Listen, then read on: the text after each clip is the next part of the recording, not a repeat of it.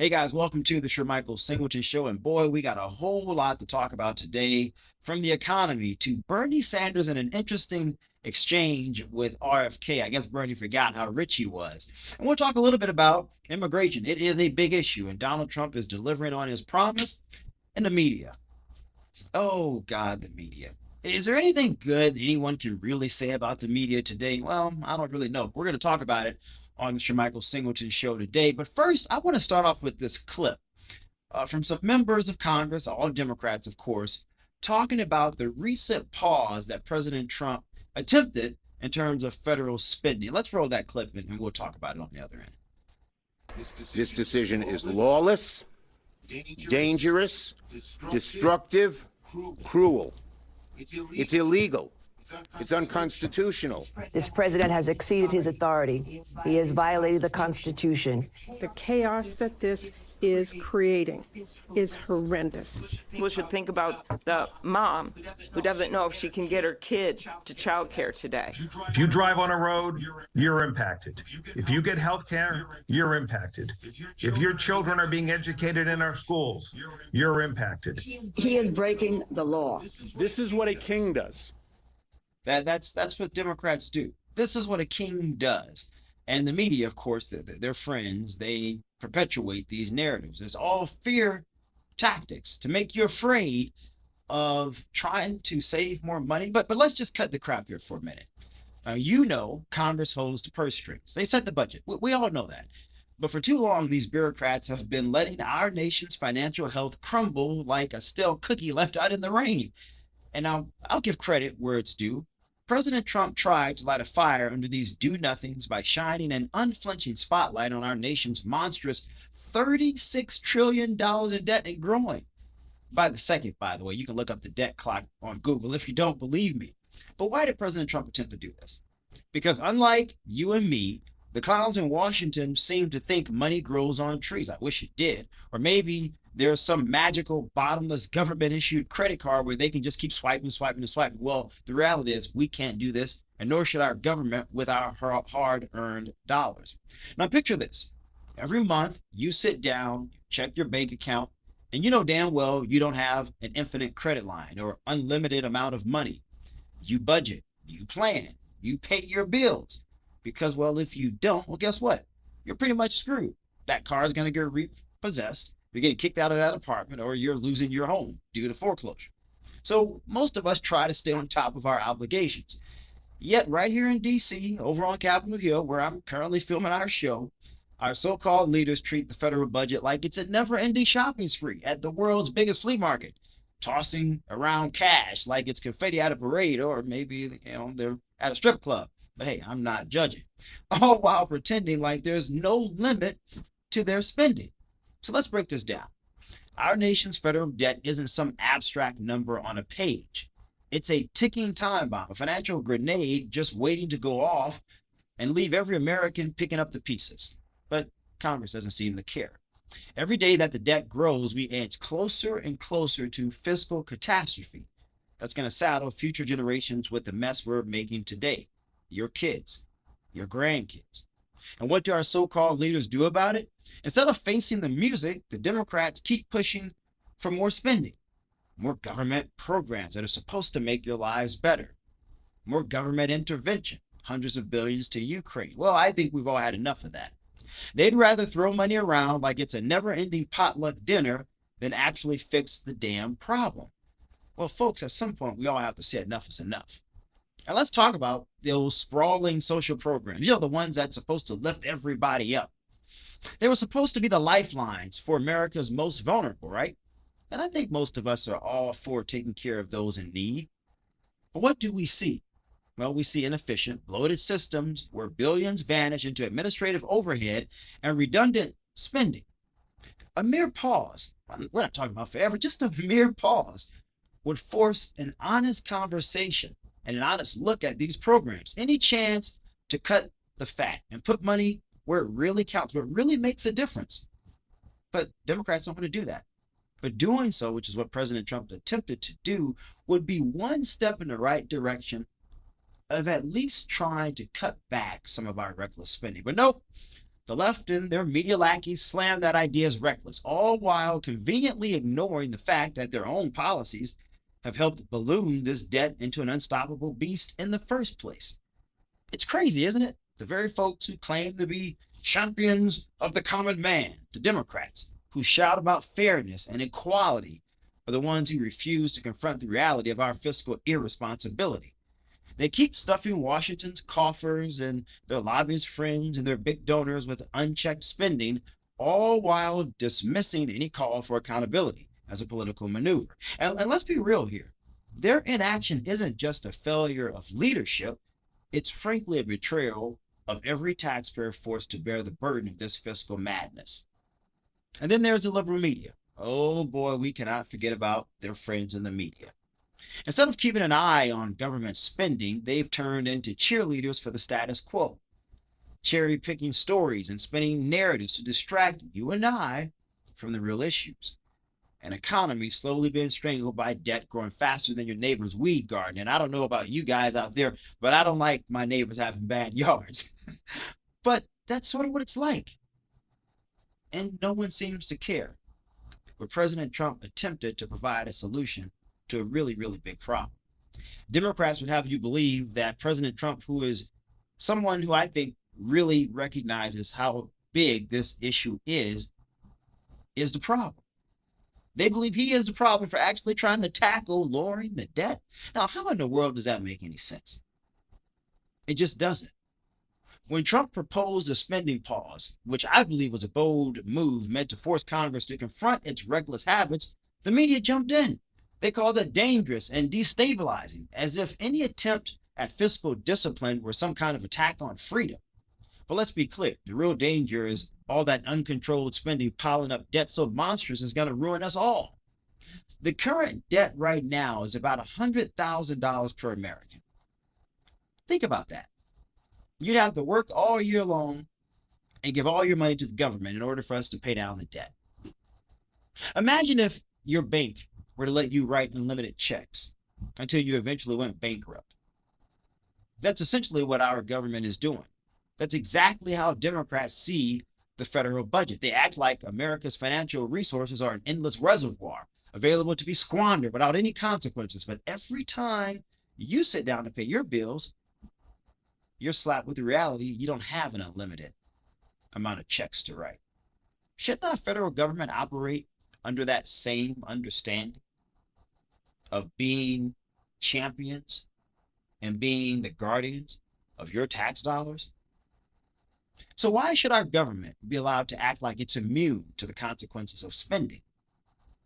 This isn't just political point scoring or partisan bickering. It's about the future of our nation. Every dollar wasted on inefficient programs, every cent funneled into bureaucratic accesses pushes us, again, one step closer to financial meltdown. And Democrats and those folks who go on TV and talk about how terrible Trump and Republicans are would have you believe that any talk of fiscal responsibility is just another way to attack democracy. Think about that. It's really desperate. It's a desperate cry for sanity in a system that's long been out of control. They would have you believe that we're the problem, that Trump's the problem, when they're the problem from the get-go. And Trump's move wasn't some half-baked partisan political stunt. It was a wake-up call. It was a wake-up call, a clarion call to every American, and most importantly, to members of Congress. Your spending habits are insane, and if you don't get your fiscal house in order, we're all going to pay the price. And instead of taking a long, hard look in the mirror and asking, well, how in the hell did we let it get this bad? Democrats took this moment to smear Trump. This moment that was meant for accountability, they called it a dangerous power grab. Too busy defending their record of reckless spending to face the truth. But that's become synonymous with politicians these days. Think about it. You pay your bills every day. You budget. You worry about your credit score because you know that financial recklessness leads to ruin. I got to champion that over and over and over again. None of us have the right, or the luxury, I should say, to just keep spending money. Our banks don't say here's an unlimited credit card. Our banks don't say here are unlimited checks or here's an unlimited checking account. That's not our reality. But if you're a member of Congress, it is. Here in Washington, fiscal responsibility is treated as an optional extra. It's like a luxury, but it's a luxury that only the political elite and those well-connected can ignore.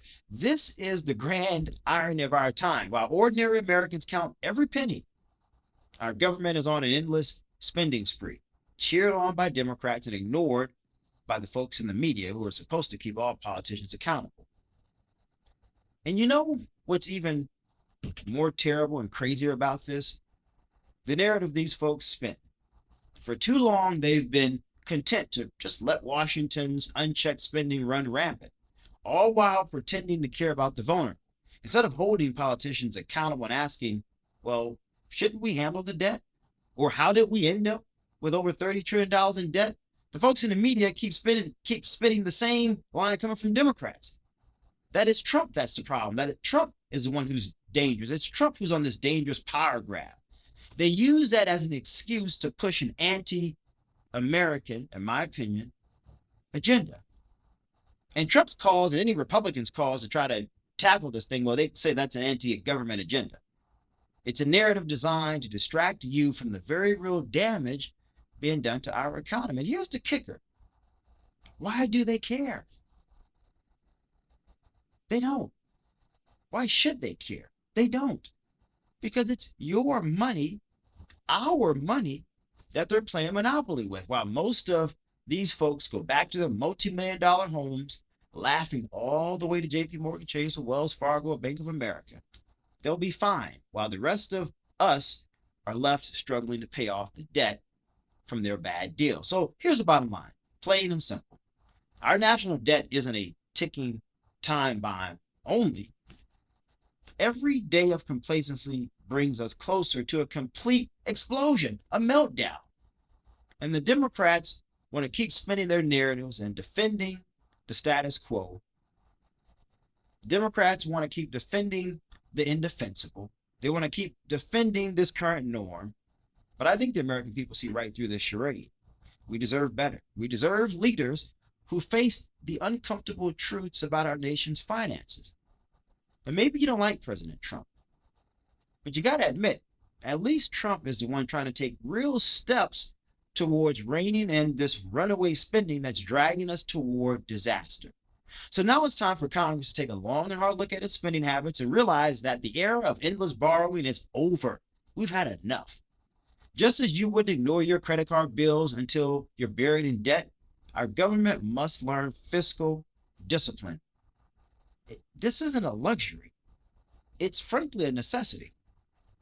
The left's continuous refusal to address this crisis isn't just irresponsible, it's a betrayal of every taxpayer forced to pick up the tab.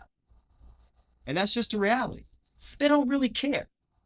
And you saw that in the clip that I just paid. So look, I got to say kudos to President Trump for at least trying. Granted, a federal judge said, look, you can't do this. The Trump administration rescinded their efforts. But I think the premise was right. I think what Trump was attempting to do was right. And that was to say, look, Congress, I'm putting a spotlight on you. You have not done your job. You have spent way too much money. Enough is enough. It's time to rein in spending. Now, the question is, will they actually do it? I don't know. But you can do something about it. You can call your member of Congress and say, look, the next time we have to raise the debt ceiling, we're not going to do it until there are cost-saving measures attached to raising said limit. And if you're not going to do that, then we're not going to allow you guys to keep putting us and our children and our grandchildren in more and more debt. Because what is the solution when we're 40, 50, 60, 70, 80 trillion dollars in debt? At that point, at some point, it becomes so big, so large that you can't rein in the spending. And that's where we're headed. So at some point, we have to do something. So my hope is that Republicans in Congress join President Trump and his efforts in about the next month or so, because in March is when we'll be facing this debt issue again. Conversations again on what should we do about the debt. Will Republicans cave, as they typically do, and buddy up and cozy up with Democrats? Because again, they're all part of the same club, of course. Or will they join President Trump and say, you know what? Enough is enough. We got to rein this spending now. We can't keep doing this. We'll see what happens. We'll see. I won't hold my breath. I say you shouldn't hold yours either. But at least we finally have someone in the White House who's trying to make a difference. We'll see what happens. But you know what? Speaking of differences, let's talk about Bernie Sanders. Now, Bernie Sanders, I don't know if you guys saw this exchange with Bernie and RFK Jr. RFK obviously was nominated by President Trump to be the Secretary of Health and Human Services, and it was a contentious one. But there's something interesting about this clip that I'm going to talk about on the other. And let's roll this clip of Bernie Sanders and RFK Jr., and I want to see what you guys think. Let's take a look at it. I'm going to make America healthier than other countries in the world right now. Will you guarantee do what every other major country does? That's a simple question. And by the way, Bernie, the problem of corruption is not just in the federal agencies, it's in Congress too. Almost all the members of this panel are accepting, including yourself, are accepting millions of dollars from the pharmaceutical industry. And protecting their interests. Oh, I thought that would come. No. I ran for president like you. I got millions and millions of contributions. They did not come from the executives, not one nickel of PAC money from the pharmaceutical industry. They came from workers. In 2020, you were the single largest because I had receiver of pharmaceutical money from workers all over this country. Workers, you were the not a nickel from corporate PACs. You were the single largest acceptor of pharmaceutical dollars. No, from workers in the industry. 1.5 million. Yeah, out of 200 million. All right, but you have not answered. Last question. Bernie Sanders. No. I knew that was going to come up. I knew. Bernie Sanders is like that annoying neighbor that lives next door and is like, get off my lawn, kids. You shouldn't be riding your bikes this early in the morning or this late at night. That's Bernie Sanders. He's the guy who sounds like every sentence he speaks should end with, and that's why we need a revolution. Yeah, that's Bernie. Mr. Socialism, Mr. Down with the billionaire class, Mr. The economy is rigged, and yet somehow he's doing just fine in this rigged system, isn't he? I mean, let's talk about Bernie. That's why I wanted to play that exchange, because sometimes Bernie forgets how wealthy he actually is, but RFK had to remind him, I know why you're against me, because you get a lot of money from the pharmaceutical industry. See, Bernie's whole gimmick is hating capitalism. He's been screaming about income inequality and the evil rich since before color television even existed. According to Bernie, if you have money, you must have gotten it by crushing the poor under your boot like some Dickensian villain twirling his mustache. I don't have a mustache right now, but you get the point. But here's where it gets funny. Bernie Sanders is a millionaire. Yeah, you heard me right. Bernie Sanders is a millionaire. This guy has spent his entire career railing against rich people, and now he's got a net worth over $2 million. You see the irony here, right? It's like a vegan who owns a steakhouse. Maybe some vegans out there own steakhouses. I don't know any, though. Maybe you do. Oh, but it gets better. Not only is Bernie a millionaire, he owns 3 houses. 1, 2, 3. You heard me right. 3. The man's got more real estate than a monopoly board. And not just little shacks either. He's got a nice fancy townhouse right in Capitol Hill that's probably cost over $1 million. A big old spread in Vermont, and a fancy vacation home by the lake. Now, I wish I had a vacation home by the lake. I'd love to go fishing. Yeah, that's right. Mr. We need to seize the means of production spends his summer sipping organic tea on the deck of his lake house. Because nothing screams working class solidarity like kicking back in your waterfront vacation home while telling everyone else that they have too much money. Now, Bernie's got an excuse for all of this, of course. He says, well, I wrote a best-selling book. I think 2 of them. And if you write a best-selling book, you can be a millionaire too. Oh, so now it's okay to make money, right, Bernie? Now it's okay to profit off your labor. And here's Bernie in his own words. Let's play the video of Bernie talking about why it's okay to be rich. This is hilarious. I mean, you can't make this stuff up. Do I own 3 residences? Yeah, I do. I live here in Burlington, Vermont. We live in a middle-class neighborhood. Guess what? I'm a United States Senator, and I own a home in Washington, D.C. And guess what? Like many thousands of people in the state of Vermont, I have a summer camp. It's a nice one on Lake Champlain. That's it. Now, how did I get the money? I wrote 2 best-selling books, including this book on capitalism, and I make, I don't know, $175,000 a year, and that's more or less how I became the zillionaire that I am. So let me get this straight. You're allowed to make money off capitalism, but when anyone else does it, Bernie, it's exploitation? I mean, that's literally rich. What happened to all that fair share talk, Bernie? Shouldn't you be redistributing those book royalties? I mean, that's been your argument after all anyway, right? Maybe you should hand over one of those houses to a struggling family, but of course, Bernie's not going to do that. And let's not forget, Bernie's been in government for decades. The guy's never run a business, never met a payroll, never had to worry about keeping the lights on, per se. He's been living off taxpayers' money, taxes that is, longer than some people have been alive, longer than I've been alive. I'm only 34. And yet somehow this career politician who never has produced a single product, a single service, a single job, wants to lecture the rest of us on the evils of capitalism. Buddy, you are capitalism, whether you like it or not. You're a brand now, Bernie. You're Bernie Sanders. Bernie Sanders is a product. You slap a name on a book, on a t-shirt, on a mug, and boom, the dollars start to roll in. Now look, I'm not saying that Bernie making money is bad.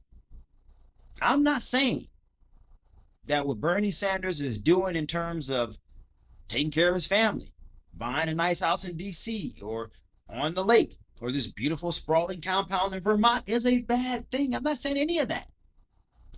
But when you criticize everyone else for doing what you're doing, then we call you a hypocrite.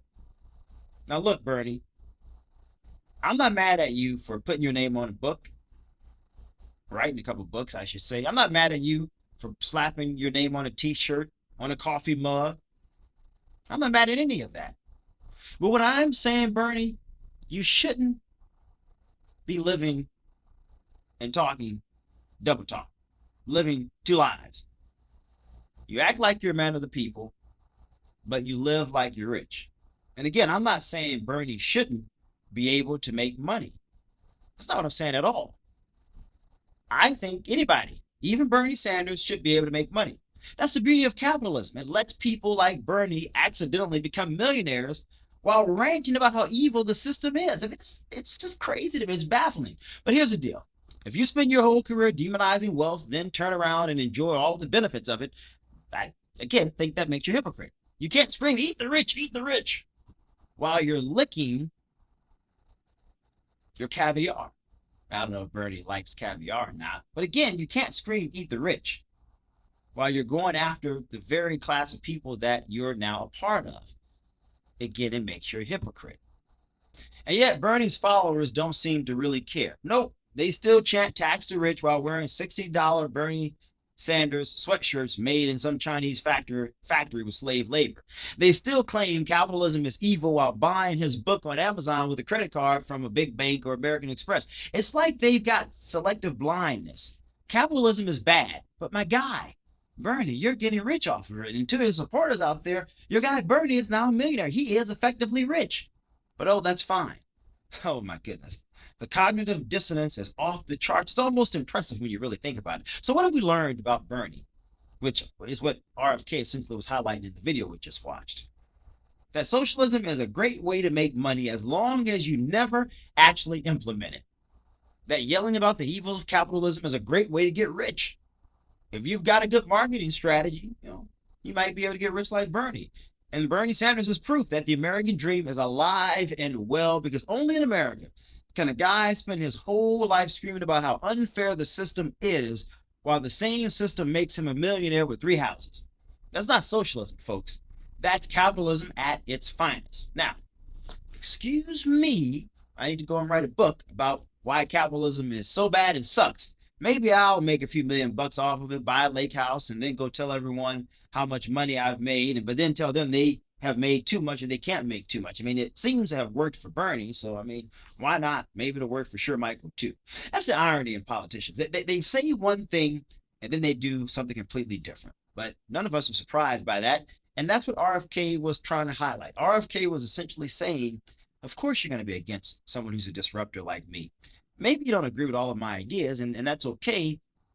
But Bernie Sanders, you are in the pocket of pharmaceutical companies, of the pharmaceutical industry. The same guy who's talking about how the rich are bad, how big corporations are bad, they have paid you millions of dollars. Millions.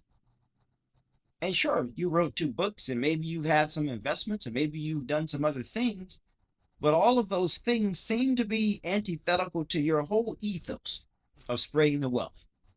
Because you're not spreading the wealth. You're not giving those royalties out to poor black kids in Chicago or poor rural kids in Appalachia or poor Latino kids in California. No, you're keeping it for yourself so that you can go buy the 3 houses. But that's what politics is all about, filled with hypocrites. Do as I say. Do as I say, not as I do. Bernie Sanders at his finest. Boy, you got to love politicians. No wonder no one really cares for them. But guys, thinking about politicians, I want to think a little bit about President Trump. And one of Trump's biggest campaign promises was immigration. We're going to keep this theme rolling. And in my opinion, President Trump is really delivering on his promises. Now, Democrats and many in the mainstream media would have you believe that Trump's immigration stance is somehow abhorrent. But is it really? Think about it. The soft, misguided policies on illegal immigration are undermining everything we hold dear. And the mainstream media refuses to call it what it is. They hide behind political correctness and partisan spin while the American people impose, like the recent Pew Research Center study that came out, I think last year, that shows 68% of Americans demand tougher border security. To make it clear, to make it plain, enough is enough. The debate over illegal immigration is not merely about border enforcement or the politics of the day. It's about the very fabric of what makes us who we are. It's about our national identity. It's about who we are as people and how we choose to shape our future. A nation's cultural identity is inseparable from its immigration policy. For centuries, our traditions, our shared values, and the very essence of what it means to be American have been carefully nurtured. We're not perfect, but boy, we've made some incredible strides. Yet today, we stand at a precipice. When large numbers of people enter our country without a coherent plan for integration, it isn't just an influx of new faces. It's potential fracturing of the social bonds that we have built over time, that have held us together through the ages. And as you know, it's taken us a long time as a country to get to where we are.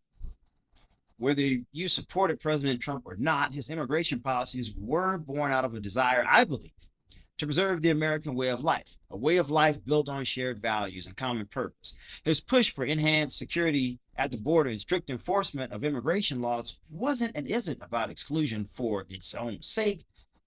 It's about ensuring that those who enter our country embrace the American ethos rather than disrupt it. He understood that a nation without the secure border is a nation at risk. Can it even be a nation at all? Yet here we are watching as Democrats continue to peddle soft policies that border on indifference, policies that practically invite chaos, which we have seen during the Biden-Harris administration. They decry any efforts to enforce our laws as cruel and inhumane.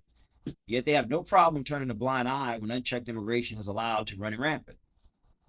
Many of them have laws in their own states that would make immigration, or in their own cities, I should say, that would make someone trespassing on their property illegal.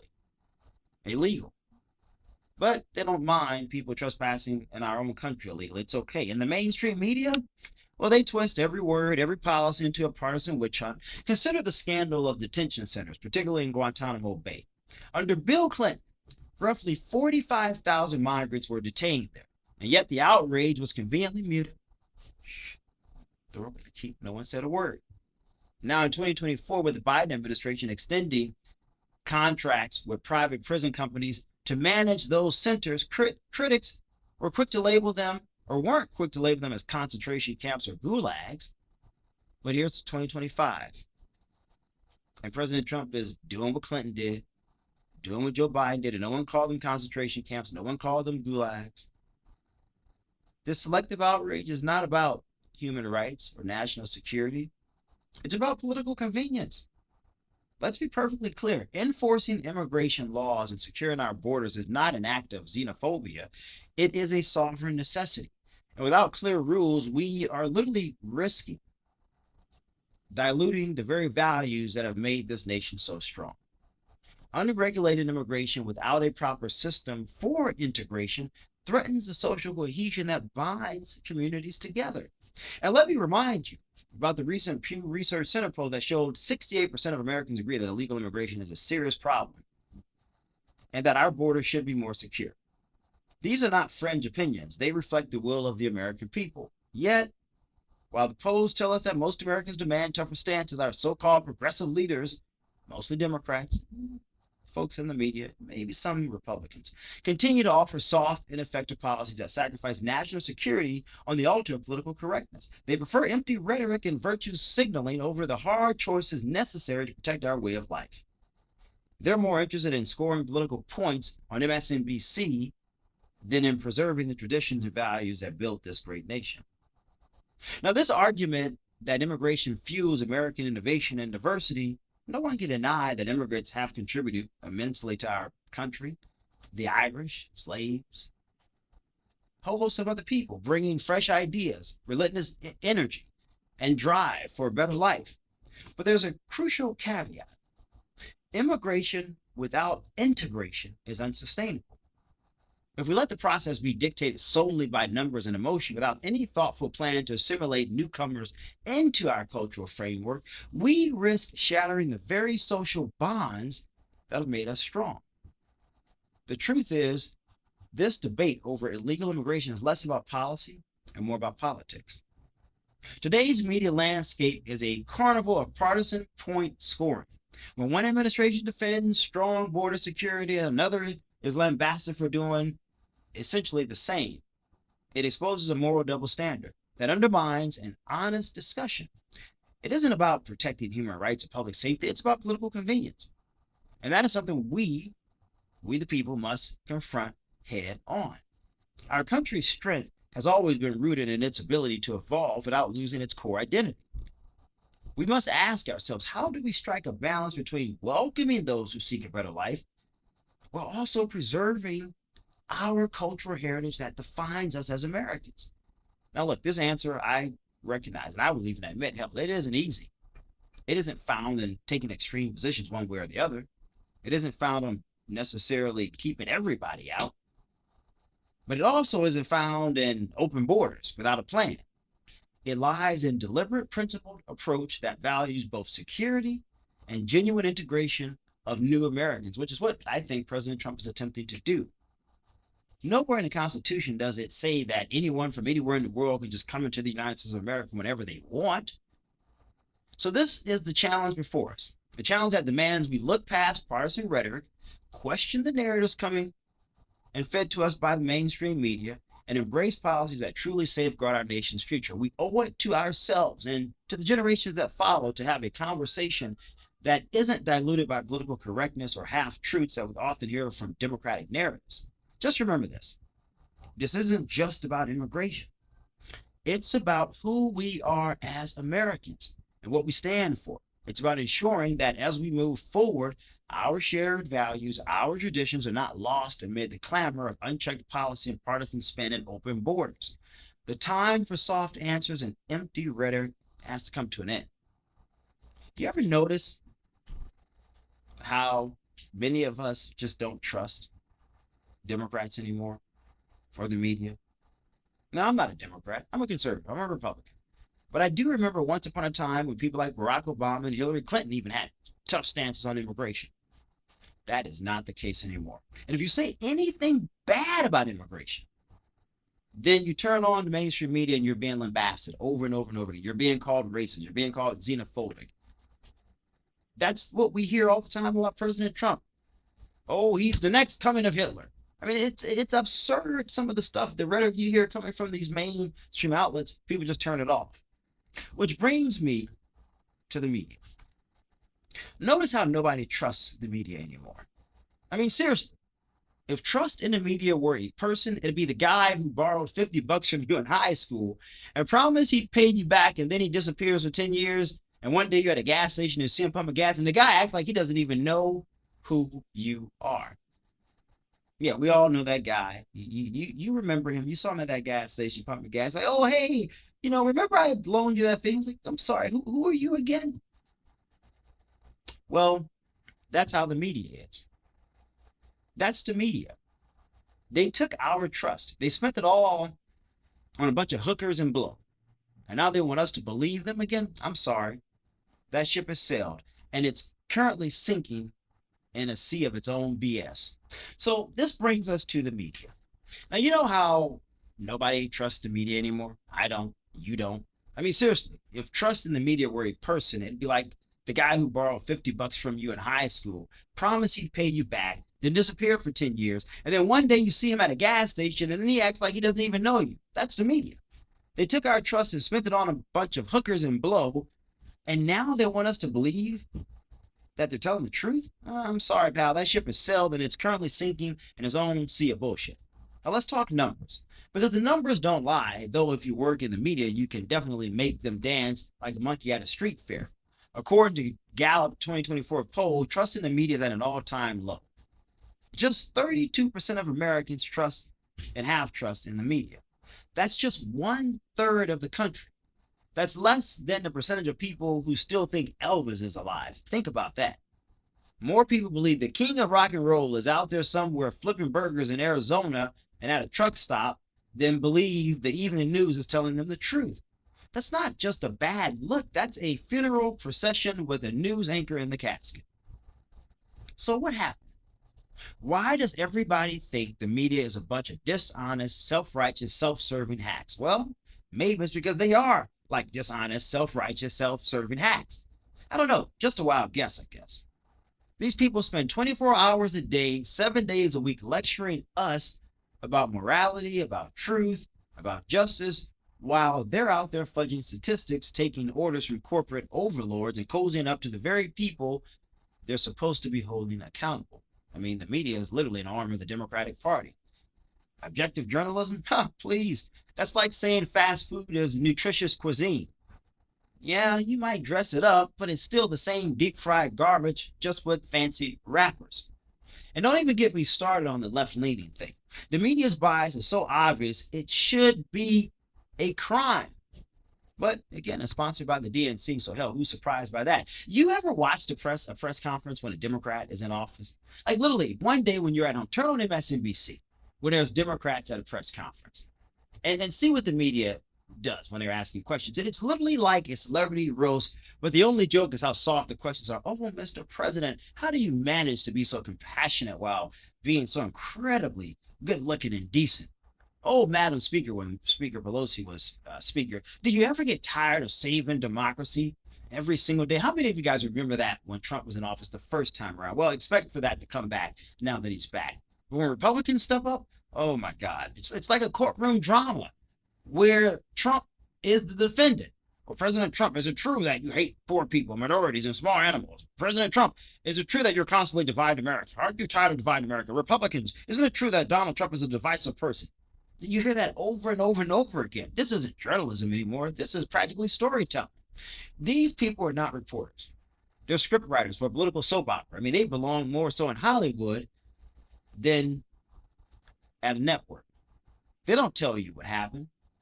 They tell you how you should feel about it. They don't allow you to form your own opinions. They tell you what you should think. And it's always some emotional, melodramatic garbage designed to make you scared, angry, or both. Tonight at 11, the world is on fire. Tune in so we can tell you who to blame. Trump. And guess what? It's always the people they don't like who happen to be Republican. That's the trick. Keep the audience angry, keep them divided, but keep them coming back for more. It's like an abusive relationship where the media slaps you in the face every night and tells you that the only person who truly cares about you is them. But here's the good news. That seems to be changing. All that we have seen and have heard, we've had enough. And the low ratings prove it. And let's be real.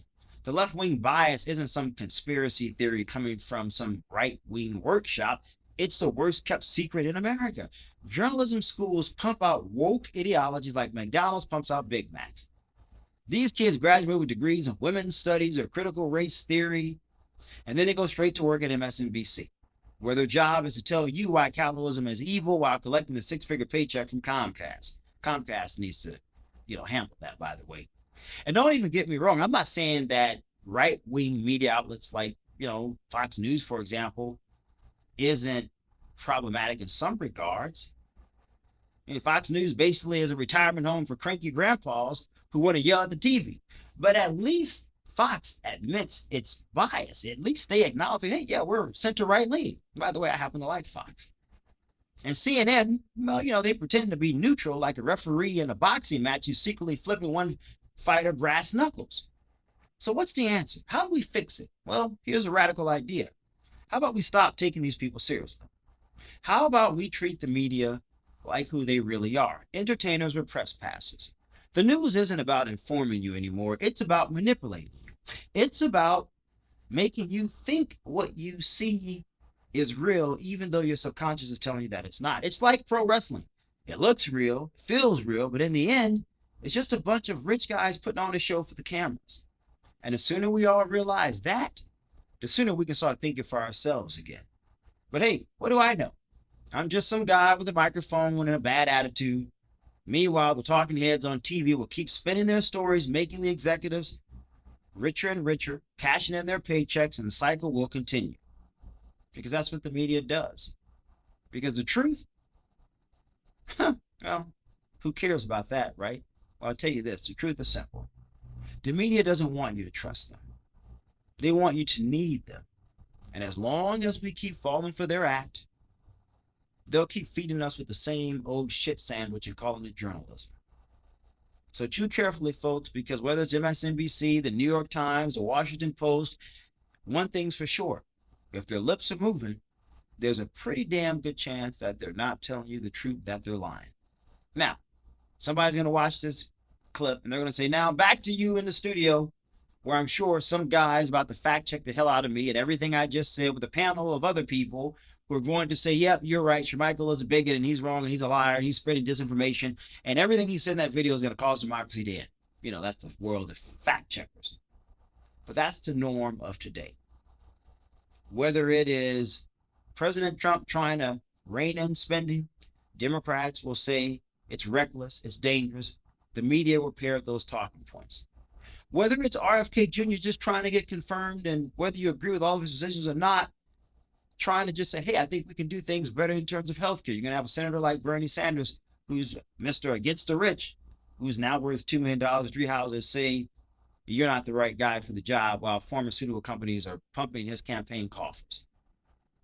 Or if immigration is the big issue of the day, as it is for many of us, and as Democrats saying that Trump is a bigot, a racist, or uses Nazi rhetoric, and then the media once again peddles those talking points.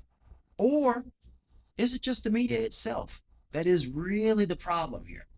I'll let you decide. But one thing we've discovered on this show is clear.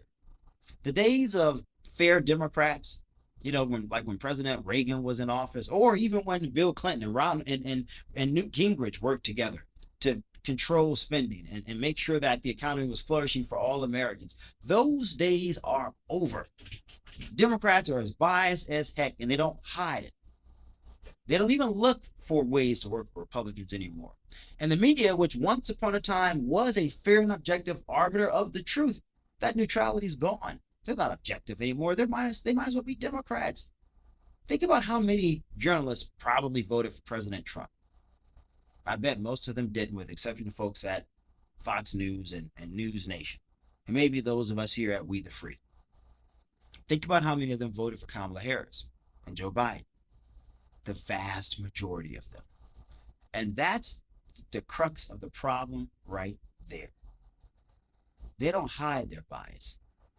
They don't hide the way they think, because they believe anybody who doesn't agree with them is dumb, stupid, and wrong.